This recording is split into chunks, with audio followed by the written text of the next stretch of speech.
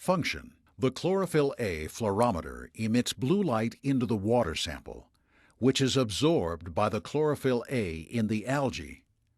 The chlorophyll-a fluoresces red light in return, which is detected by the sensor. Monitoring in vivo, that is, an active biological condition, is subject to a great deal of variability.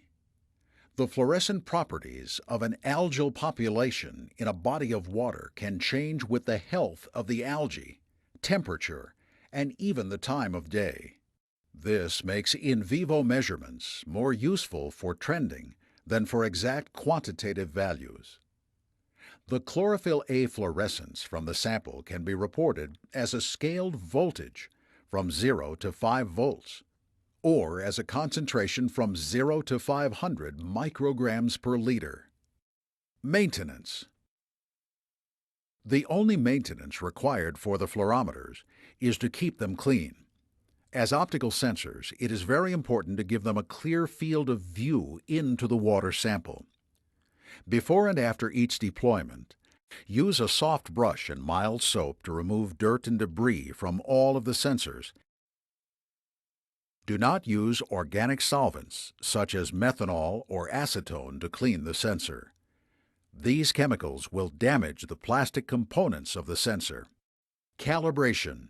Since there is no primary standard available for chlorophyll-a, the calibration process requires a sample value to be recorded, then an extraction performed to find the true value.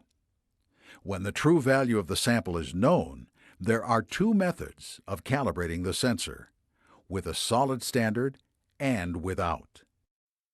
Establish a connection to the sonde with Hydrus 3LT. Click the button labeled Operate Sonde. When the sonde finishes its initialization, click the Calibration tab. Then click the Chlorophyll micrograms per liter tab. You'll see a picture of the fluorometer, as well as the current value, the date and time, the current temperature, and the voltage reading of the sensor. Begin with a clean and dry sonde. Attach the calibration cup and fill it to the threads with sample water that has been filtered of all phytoplankton using a 0.45 micrometer filter, or optionally deionized water. Wait for 1 minute for readings to stabilize.